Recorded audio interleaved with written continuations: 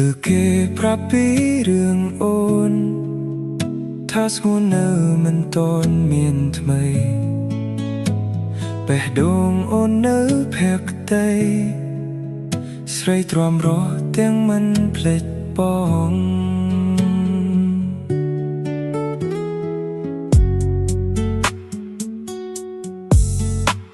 គេថាអូននៅដូចមុននៅទន់ភ្លន់ដោយគ្រាកន្លងនៅតែរំលឹកពីបងលឿងដងទ្រង់បងស្ទើរព្រែចង់វិលទៅរកអូនណាអាណិតសងសាចាស់បងអើយតែយើងចប់យូរណាស់ហើយបកក្រោយមិនបានឡើយខ្លីចង់វិលរកសងសាចាស់តែបារម្ភពីសងសាថ្មីខ្លាចគេត្រូវឈឺរីងរៃព្រោះស្គាល់គេទៅបងចេះស្មោះ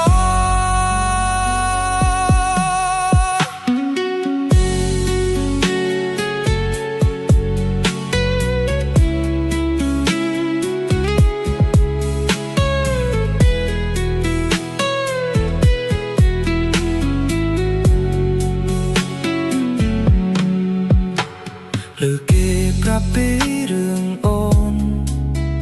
ថាស្ងួននៅមិនទាន់មានថ្មីបេះដូងអូននៅភក្តី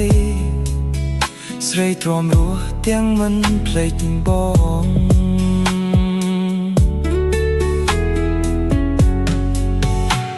គេថាអូននៅដូចមុន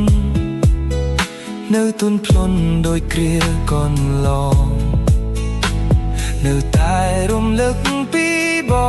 ងលឿងដងទ្រង់បងស្ទើរព្រែចង់វិលទៅរកអូនណាអាណិតសងសាចាស់បងអើយតែយើងចប់យូរណាស់ហើយបកក្រោយមិនបានឡើយថ្លៃចង់វិលរកសងសាចាស់តែបារម្ភពីសងសាថ្មីខ្លាចគេត្រូវឈឺរីងរៃព្រោះស្គាល់គេទៅបងចែកស្មោះចង់វិលទៅរកអូនណាអាណិតសងសាចាស់បងអើយតែយើងចប់យូរណាស់ហើយបកក្រោយមិនបានឡើយថ្លៃចង់វិលរកសងសាចាស់តែបារម្ភពីសងសាថ្មីខ្លាចគេត្រូវឈឺរីងរៃព្រោះស្គាល់គេទៅបងចេះស្មោះព្រោះស្គាល់គេទៅបងចេះស្មោះ